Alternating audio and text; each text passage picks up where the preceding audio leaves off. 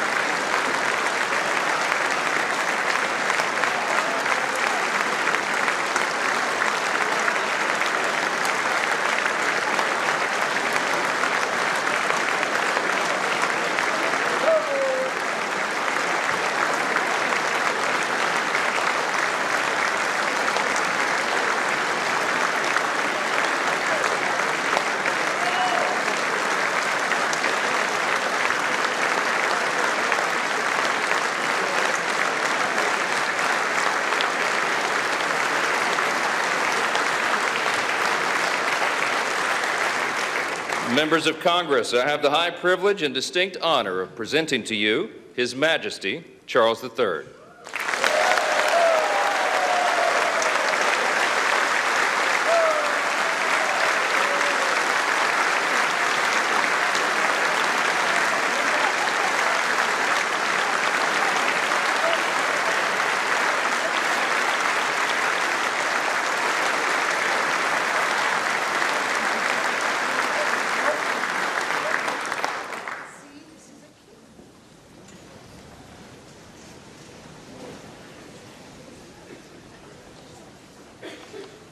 Mr. Vice President, Mr. Speaker, members of Congress, representatives of the American people across all states, territories, cities, and communities. I would like, if I may, to take this opportunity to express my particular gratitude to you all for the great honor of addressing this joint meeting of Congress, and on behalf of the Queen and myself, to thank the American people for welcoming us to the United States to mark this semi-quincentennial year of the Declaration of Independence. And for all of that time,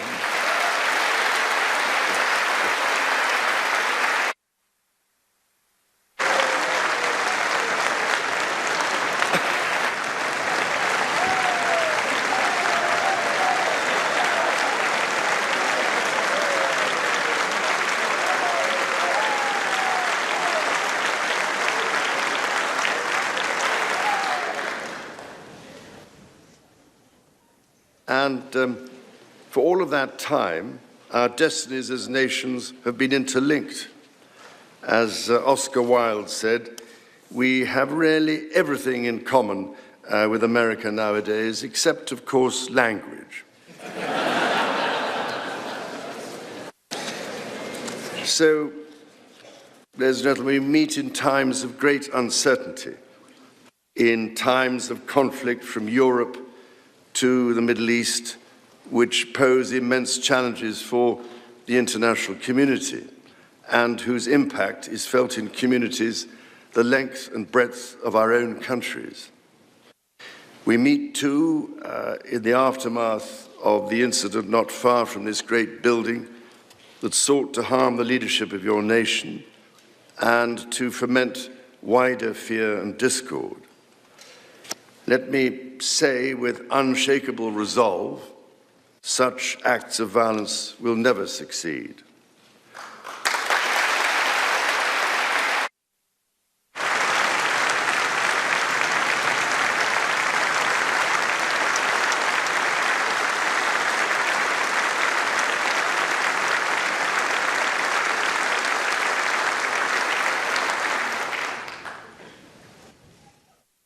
Whatever our differences, whatever disagreements we may have, we stand united in our commitment to uphold democracy, to protect all our people from harm, and to salute the courage of those who daily risk their lives in the service of our countries. Standing here today, it is hard not to feel the weight of history on my shoulder, because the modern relationship between our two nations and our own peoples spans not merely 250 years, but over 4 centuries. It is extraordinary to think that I am the 19th in our line of sovereigns to study with daily attention the affairs of America. So I come here today with the highest respect for the United States Congress, this citadel of democracy created to represent the voice of all American people to advance sacred rights and freedoms. Speaking in this renowned chamber of debate and deliberation, I cannot help but think of my late mother, Queen Elizabeth, who in 1991 was also afforded this signal honor and similarly spoke under the watchful eye of the Statue of Freedom above us. Today, I am here on this great occasion in the life of our nations to express the highest regard and friendship of the British people to the people of the United States. Now, as you may know, when I address my own Parliament at Westminster, we still follow an age-old tradition and take a Member of Parliament hostage, holding him or her at Buckingham Palace until I am safely returned. These days, we look after our guests rather well, to the point that they often do not want to leave. I don't know, Mr. Speaker, if there were any volunteers for that role here today. As I look back across the centuries, Mr. Speaker, there emerge certain patterns, certain self-evident truths from which we can learn and draw mutual strength. With the spirit of 1776 in our minds, we can perhaps agree that we do not always agree, at least in the first instance. Indeed, the very principle on which your Congress was founded, no taxation without representation, was at once a fundamental disagreement between us, and at the same time a shared democratic value which you inherited from us. Ours is a partnership born out of dispute, but no less strong for it. So perhaps in this example, we can discern that our nations are in fact instinctively like-minded, a product of the common democratic, legal, and social traditions in which our governance is rooted to this day. Drawing on these values and traditions, time and again, our two countries have always found ways to come together. And by Jove, Mr. Speaker, when we have found that way to agree, what great change is brought about, not just for the benefit of our peoples, but of all peoples. This, I believe, is the special ingredient in our relationship. As President Trump himself observed during his state visit to Britain last autumn, The bond of kinship and identity between America and the United Kingdom is priceless and eternal. It is irreplaceable and unbreakable.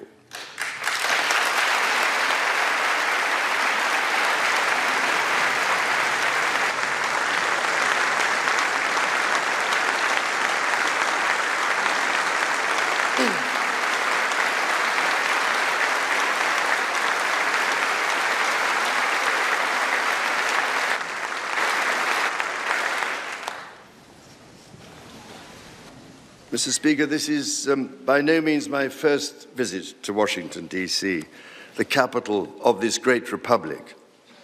It is, in fact, my 20th visit to the United States and my first as King and head of the Commonwealth.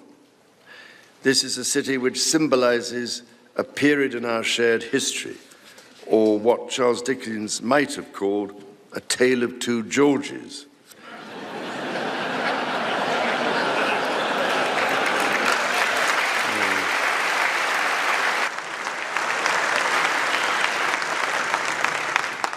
First President, George Washington, and my 5 times great-grandfather, King George III. King George, as you know, never set foot in America, and please rest assured, ladies and gentlemen, I am not here as part of some cunning rearguard action.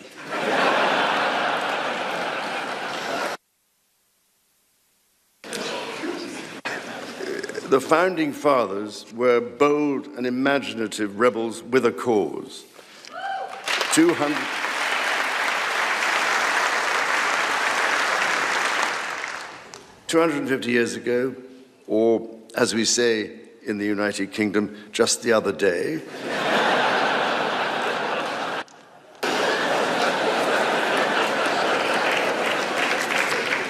they declared independence. By balancing contending forces and drawing strength in diversity, they united 13 disparate colonies to forge a nation on the revolutionary idea of life, liberty, and the pursuit of happiness. They carried with them and carried forward the great inheritance of the British Enlightenment, as well as the ideals which had an even deeper history in English common law and Magna Carta.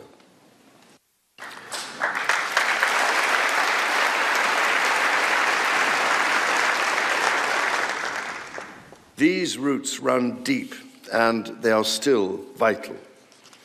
Our Declaration of Rights of 1689 was not only the foundation of our constitutional monarchy, but also provided the source of so many of the principles reiterated, often verbatim, in the American Bill of Rights of 1791. And those roots go even further back in history. The US Supreme Court Historical Society has calculated that Magna Carta is cited in at least 160 Supreme Court cases since 1789, not least as the foundation of the principle that executive power is subject to checks and balances.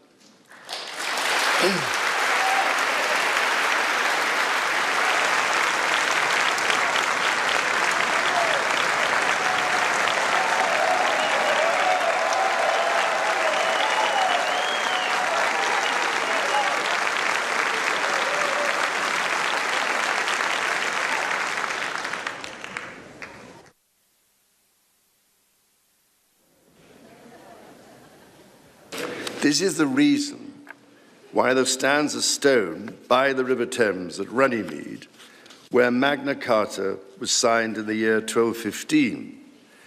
This stone records that an acre of that ancient and historic site was given to the United States of America by the people of the United Kingdom to symbolize our shared resolve in support of liberty and in memory of President John F. Kennedy.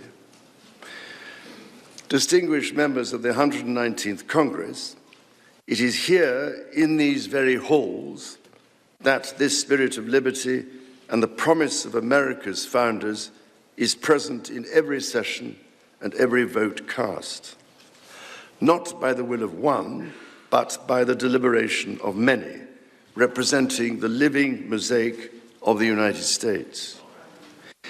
In both of our countries, it is the very fact of our vibrant, diverse, and free societies that gives us our collective strength, including to support victims of some of the ills that so tragically exist in both our societies today. And, Mr. Speaker, for many here, and for myself, the Christian faith is a firm anchor and daily inspiration that guides us, not only personally,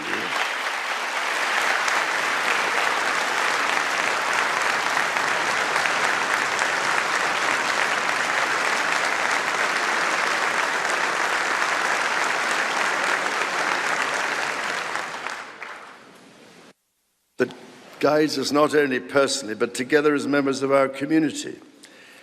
Having devoted a large part of my life to interfaith relationships and greater understanding, it is that faith in the triumph of light over darkness which I have found confirmed countless times. Through it, I am inspired by the profound respect that develops as people of different faiths grow in their understanding of each other.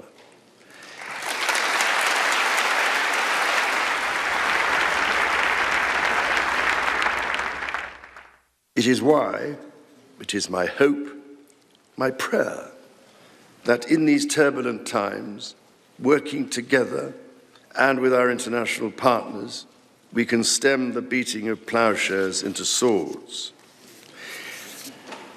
I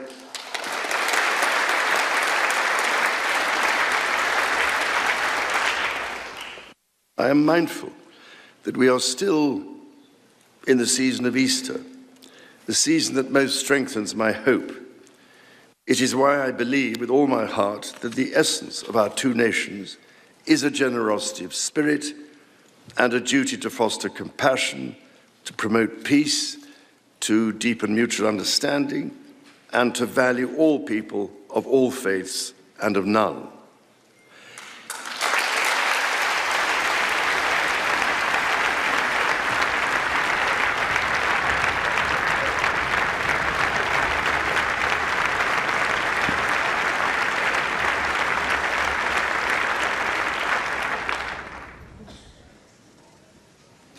The alliance that our two nations have built over the centuries, and for which we are profoundly grateful to the American people, is truly unique. And that alliance is part of what Henry Kissinger described as Kennedy's soaring vision of an Atlantic partnership based on twin pillars, Europe and America. That partnership, I believe, Mr. Speaker, is more important today than it has ever been.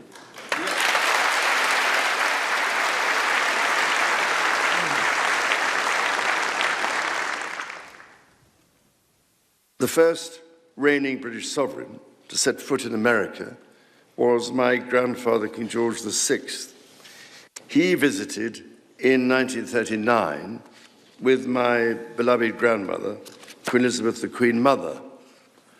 The forces of fascism in Europe were on the march, and sometime before the United States had joined us in the defense of freedom, our shared values prevailed. Today, we find ourselves in a new era, but those values remain. It is an era that is in many ways more volatile and more dangerous than the world to which my late mother spoke in this chamber in 1991.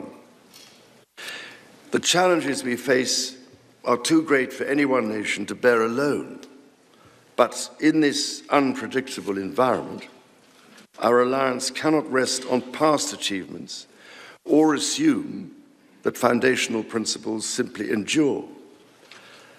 As my Prime Minister said last month, ours is an indispensable partnership. We must not disregard everything that has sustained us for the last 80 years. Instead, we must build on it.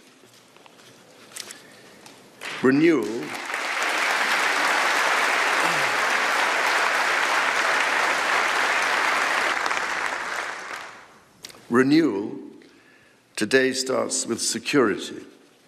The United Kingdom recognizes that the threats we face demand a transformation in British defence. That is why our country, in order to be fit for the future, has committed to the biggest sustained increase in defence spending since the Cold War, during part of which, over 50 years ago, I served with immense pride in the Royal Navy, following in the naval footsteps of my father, Prince Philip, Duke of Edinburgh, my grandfather, King George VI, my great-uncle, Lord Mountbatten, and my great-grandfather, King George V. This year, of course, also marks the 25th anniversary of 9/11. This atrocity was a defining moment for America, and your pain and shock were felt around the whole world. During my visit to New York, my wife and I will again pay our respects to the victims, the families, and the bravery shown in the face of terrible loss. We stood with you then, and we stand with you now in solemn remembrance of a day that shall never be forgotten.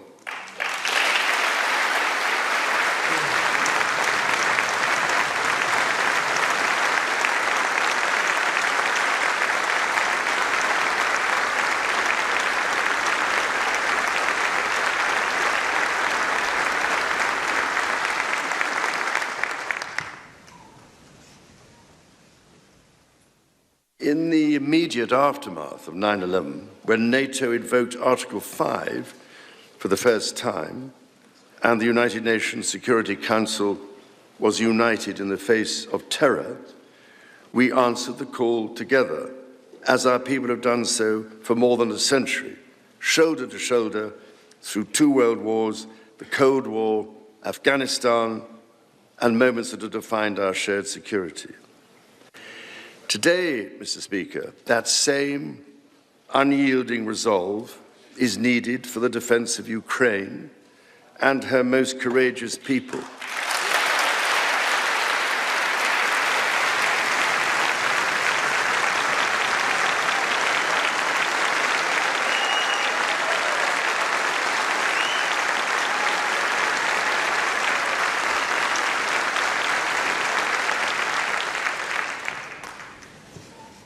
It is needed in order to secure a truly just and lasting peace.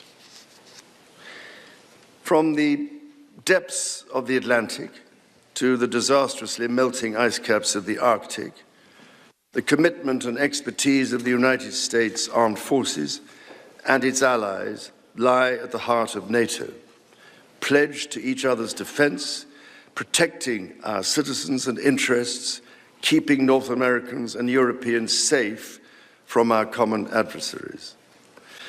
Our defense, intelligence, and security ties are hardwired together through relationships measured not in years, but in decades. Today, thousands of US service personnel, defense officials and their families are stationed in the United Kingdom, as British personnel serve with equal pride across 30 American states. We are building F-35s together, and we have agreed the most ambitious submarine program in history, AUKUS.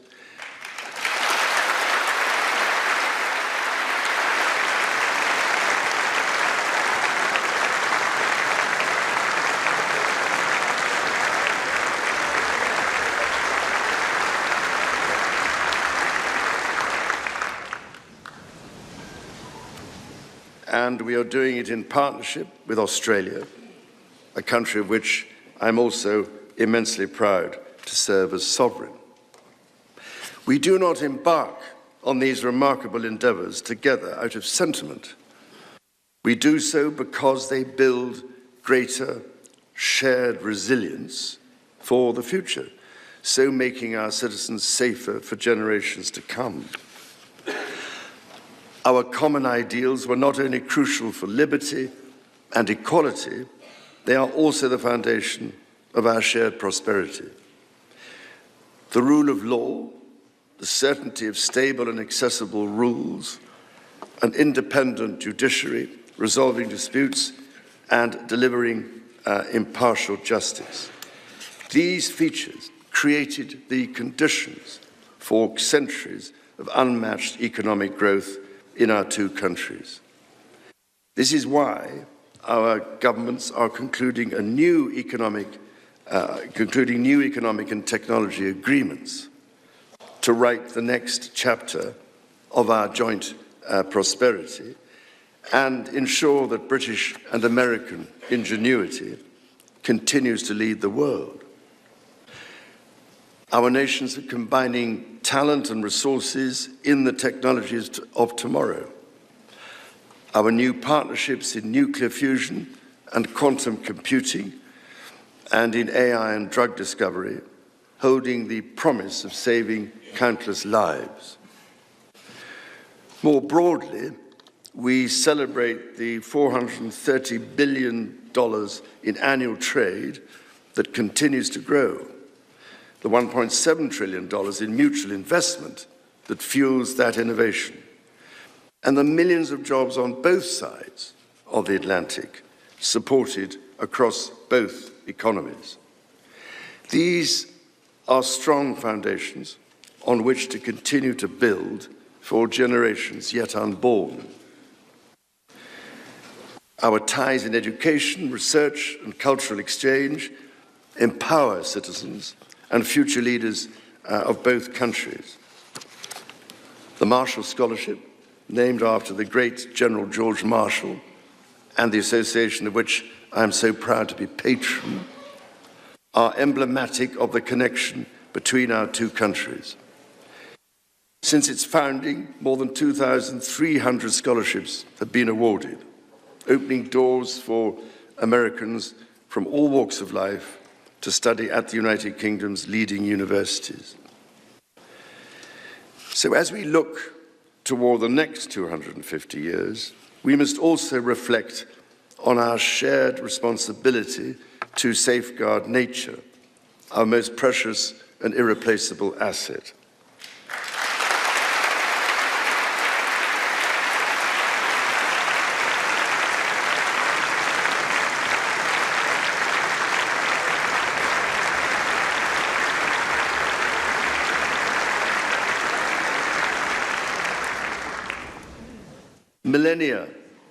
Millennia before our nations existed, before any border drawn, the mountains of Scotland and Appalachia were one, a single continuous range forged in the ancient collision of continents.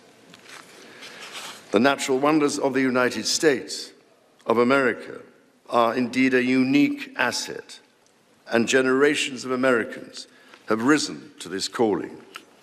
Indigenous, political and civic leaders, people in rural communities and cities alike, have all helped to protect and nurture what President Theodore Roosevelt called the glorious heritage of this land's extraordinary natural splendor, on which so much of its prosperity has always depended. Yet, even as we celebrate the beauty that surrounds us, our generation must decide how to address the collapse of critical natural systems, which threatens far more than the harmony and essential diversity of nature. We ignore at our peril the fact that these natural systems, in other words, nature's own economy, provide the foundation for our prosperity and our national security.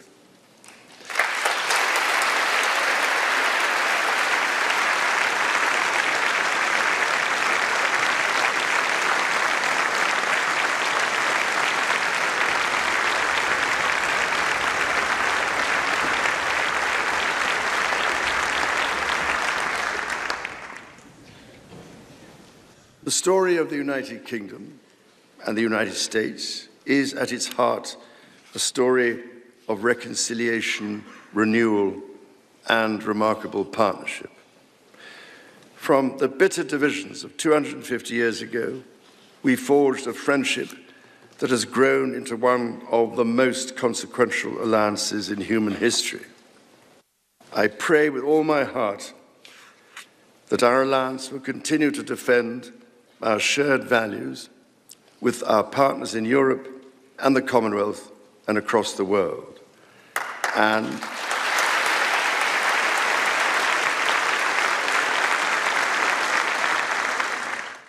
that we ignore the clarion calls to become ever more inward-looking. Mr. Speaker, Mr. Vice President, distinguished ladies and gentlemen, America's words carry weight and meaning, as they have since independence. The actions of this great nation matter even more. President Lincoln understood this so well with his reflection in the magisterial Gettysburg Address, that the world may little note what we say, but will never forget what we do. And so to the United States of America, on your 250th birthday, let our two countries rededicate ourselves to each other in the selfless service of our peoples and of all the peoples of the world. God bless the United States, and God bless the United Kingdom.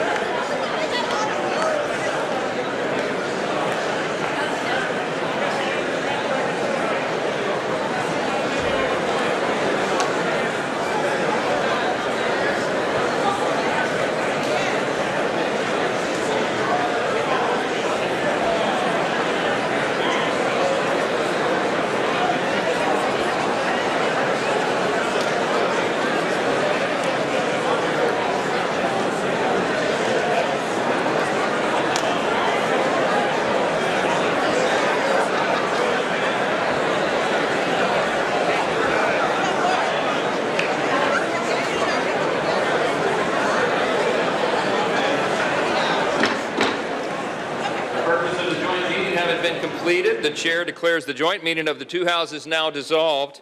The House will continue in recess, subject to the call of the chair.